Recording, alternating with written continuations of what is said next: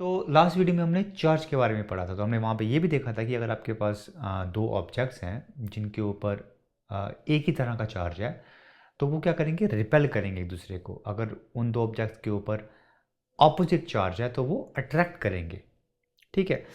तो इस वीडियो में हम देखेंगे कि भाई वो फोर्स कितनी होगी, कितनी फोर्स से एक दूसरे को रिपेल करेंगे या फिर अट्रैक्ट करेंगे। ठीक है। तो अभी दो चार्जेस के बीच में कितनी फोर्स लग रही है ये निकालते हैं हम कूलम्स लॉ को यूज करके। तो फॉर एग्जांपल आपके पास दो चार्जेस हैं, पॉजिटिव Q1 और नेगेटिव Q2। इस केस में क्या होगा, दोनों एक दूसरे के ऊपर फोर्स लगाएंगे। ये इसके ऊपर फोर्स लगाएगा और ये इसके ऊपर फोर्स लगाएगा। इस केस में सिंस चार्जेस जो हैं दो हमारे पास ये ऑपोजिट हैं, फोर्स अट्रैक्शन होगी, अट्रैक्टिव फोर्स होगी। अगर आपके पास तो सेम चार्जेस हैं तो फोर्स क्या होगी, रिपल्सिव होगी। लेकिन इस केस में भी ये इस पे फोर्स लगाएगा और ये इस पे फोर्स लगाएगा। ठीक है। अब ऐसा ज्यूम करते हैं कि F12 वो फोर्स है जो इस चार्ज पे ये लगा रहा है और F21 वो फोर्स है जो इस चार्ज पे ये लगा रहा है। तो हम न्यूटन के थर्ड लॉ से जानते हैं कि भाई ये एक्शन और रिएक्शन पेयर होने वाला है। ठीक है। तो F12 F21 के बराबर होगा और लेट्स उसको F बोलते हैं फोर्स। तो इसेंशियली F फोर्स क्या है, ये वो फोर्स है जो ये वाला चार्ज एक्सपीरियंस करने वाला या फिर ये वाला चार्ज एक्सपीरियंस करने वाला है। ठीक है। तो कूलम्स लॉ के मुताबिक ये जो फोर्स F होती है ये प्रोपोर्शनल होती है उन दोनों चार्जेस के प्रोडक्ट के, और डिवाइड करो उसको उन दोनों चार्जेस के बीच में जितना सेपरेशन है, डिस्टेंस है, उसके स्क्वायर से। ये बोलता है कूलम्स लॉ। ठीक है। तो इसका मतलब क्या है, मतलब ये है इसका कि भाई अगर आप दोनों में से किसी चार्ज दोनों चार्जेस को इंक्रीज करोगे तो फोर्स जो होगी वो इंक्रीज होगी। अगर आप दोनों के बीच में सेपरेशन इंक्रीज करोगे तो फोर्स डिक्रीज होगी।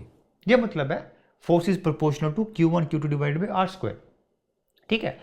जब हम मैकेनिक्स में न्यूटन का सेकंड लॉ पढ़ रहे थे तो वहां पे हमने देखा था कि अगर किसी इक्वेशन में प्रोपोर्शनैलिटी साइन आए तो उसको हम रिप्लेस कर सकते हैं एक इक्वालिटी से और एक कांस्टेंट से, और वही हमने यहाँ पे किया है।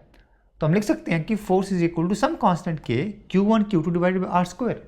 ये आ गया आपका मैग्नीट्यूड फोर्स का कूलम्स लॉ के मुताबिक। ठीक है। तो अब इस फोर्स की डायरेक्शन क्या होगी, तो इस फोर्स की डायरेक्शन अगर आप उन दो चार्जेस के सेंटर को आप स्ट्रेट लाइन से ज्वाइन करें, उस लाइन के अलोंग फोर्स की डायरेक्शन होगी। फॉर एग्जांपल इस केस में ऐसी होगी, इस केस में ऐसी होगी। ठीक है। तो ये होता है नटशेल में कूलम्स लॉ, राइट। अब अगर आप इस लॉ को ध्यान से देखो तो ये मोरलेस ग्रेविटेशन लॉ की तरह ही दिखता है, सिर्फ एक ही डिफरेंस है। डिफरेंस ये है कि भाई ग्रेविटेशन लॉ में जो फोर्सेस होती हैं वो हमेशा अट्रैक्टिव होती हैं। चार्जेस के केस में जो फोर्सेस होती हैं वो अट्रैक्टिव होती हैं, साथ में रिपल्सिव भी होती हैं। ग्रेविटेशन के केस में रिपल्सिव फोर्सेस नहीं थी, लेकिन यहाँ पे रिपल्सिव फोर्सेस भी हैं। ठीक है। अब अगर आप देखो तो जो कूलम था वो न्यूटन से काफी इंस्पायर्ड था, प्रभावित था, राइट। और वो उसी की तरह की कुछ डिस्कवरी करना चाहता था।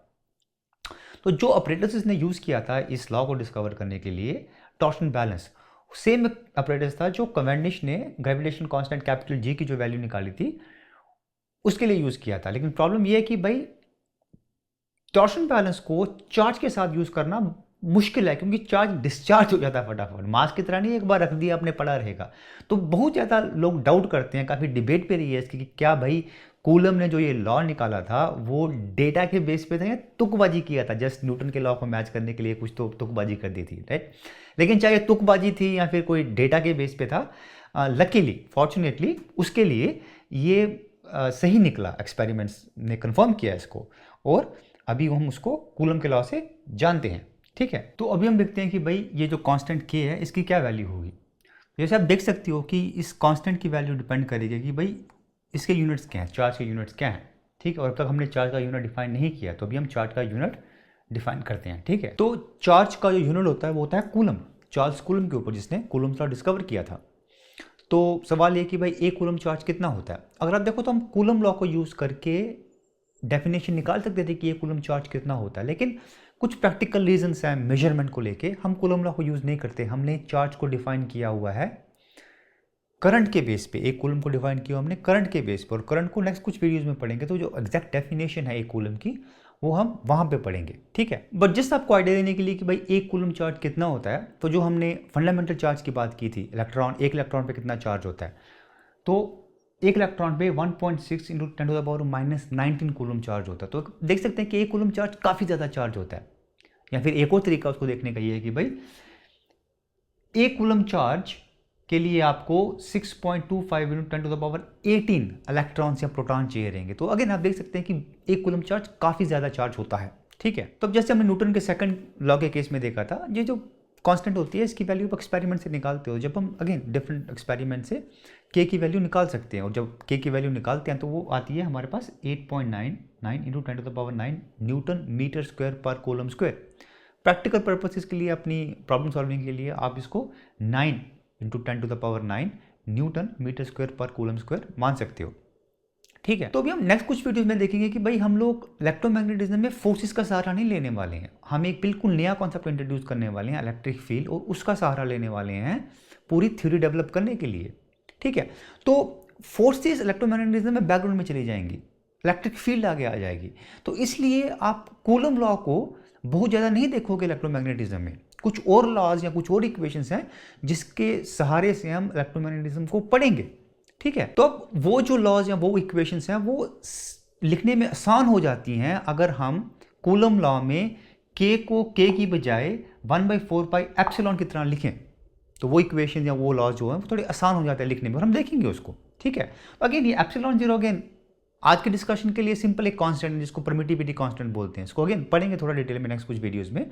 तो अगर हम के को 1/4πε लिखें तो नेक्स्ट कुछ लॉज या कुछ और इक्वेशंस आसान हो जाती हैं। इसलिए हम कूलम्स लॉ में के को 1/4πε लिखते हैं। तो जब हम वो के की जगह वो लिखेंगे तो हमारे पास कूलम लॉ क्या बन जाता है, force is equal to Q1 Q2 divide by 4πε r²।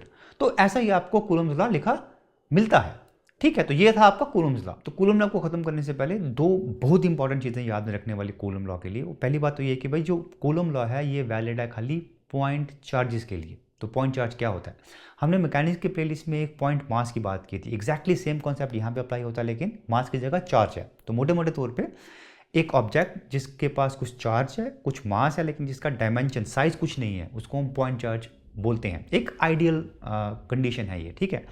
तो प्रैक्टिकल पर्पसेस के लिए अगर आपके पास दो चार्जेस हैं जिनके बीच में जो डिस्टेंस है उसके साइज के मुकाबले में ज़्यादा है, उसको हम पॉइंट चार्ज मान सकते हैं, ठीक है। तो कूलम लॉ जो है वो सिर्फ पॉइंट चार्जेस के लिए ही वैलिड है, जिसको ध्यान में रखिए। और दूसरी बात याद में रखने वाली कूलम लॉ के लिए ये कि भाई कूलम लॉ वैलिड है खाली स्टैटिक चार्जेस के लिए, चार्जेस जो स्टेशनरी हैं, मूव नहीं कर रहे हैं, ठीक है। देखेंगे नेक्स्ट कुछ वीडियोज में जब चार्ज मूव करना शुरू करता है तो फोर्स जो है कुछ और फैक्टर्स या पैरामीटर्स पे भी डिपेंड करती है। तो ये याद रखिए कि कूलम लॉ जो है वो खाली स्टैटिक चार्जेस के लिए वैलिड है, ठीक है। तो भी वीडियो खत्म करने से पहले इलेक्ट्रिकल फोर्सेज और ग्रेविटेशनल फोर्सेज के बीच में थोड़ा कंपैरिजन करते हैं, देखते हैं कि भाई कौन सी कितनी बड़ी है। तो भी एक सिंपल सा केस लेते हैं, हाइड्रोजन का केस। तो हाइड्रोजन के केस में जो प्रोटॉन और इलेक्ट्रॉन के बीच में जो डिस्टेंस होता है अप्रॉक्सीमेटली इतना होता है।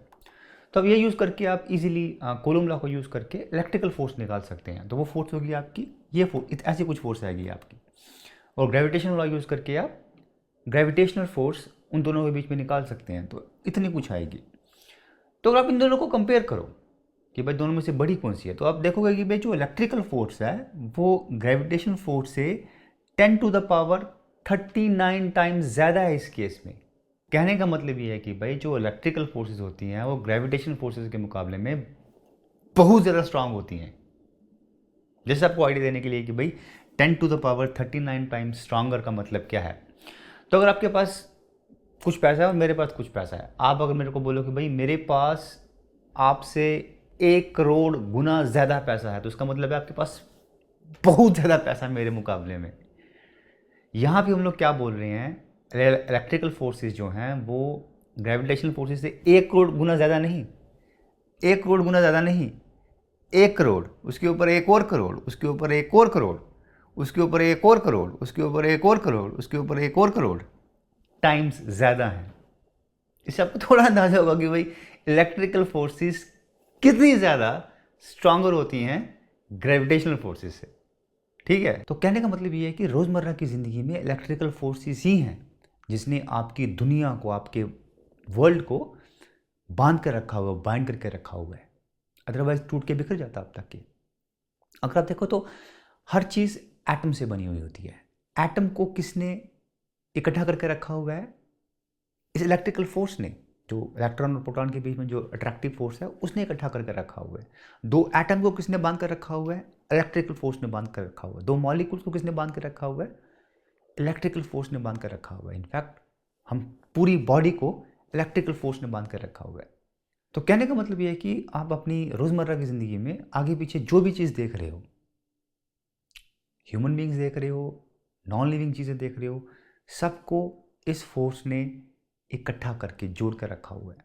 यही फोर्स रिस्पॉन्सिबल है।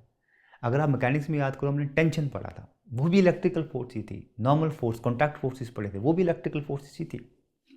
तो सबको इसी फोर्स ने जोड़ के रखा हुआ है, नहीं तो अब तक हम टूट के बिखर जाते। ठीक है, लेकिन जो अजूबा है, जो मिरेकल है, जो करिश्मा है, वो करिश्मा ये नहीं है कि हम लोग इलेक्ट्रिकल फोर्सेस से घिरे हुए हैं। करिश्मा ये है कि भाई इन इलेक्ट्रिकल फोर्सेस का बैलेंस इतना परफेक्ट है कि हमको रोजमर्रा की जिंदगी में हम इनको एक्सपीरियंस नहीं करते। ये करिश्मा है। मैं इलेक्ट्रिकल फोर्सेस से भरा हुआ हूं, आप इलेक्ट्रिकल फोर्सेस से भरे हुए हो। हम एक दूसरे के साथ सामने खड़े हैं तो अपने को कुछ एक्सपीरियंस नहीं होता इलेक्ट्रिकल फोर्स। ये करिश्मा है। और अभी जस्ट आपको आइडिया देने के लिए कि ये जो बैलेंस है नेचर में, कुदरत में, वो कितना परफेक्ट है। अगर आप अपने दोस्त से थोड़ी दूरी पे खड़े हैं और आप दोनों में 1% खाली 1% या इलेक्ट्रॉन ज़्यादा हैं या प्रोटॉन ज़्यादा हैं, तो उस सिर्फ 1% ज़्यादा इलेक्ट्रॉन या प्रोटॉन के कारण आप में इतनी ज़्यादा रिपल्शन फोर्स क्रिएट हो सकती है जो काफ़ी रहेगी इस पूरी अर्थ को उठाने के लिए। जिससे आपको थोड़ा आइडिया होगा कि भाई इस नेचर में, कुदरत में कितना तगड़ा बैलेंस है। ठीक है, सोचिए इसके बारे में। तो आज के लिए इतना ही। आपसे फिर मुलाकात होगी। थैंक यू सो मच, शुक्रिया।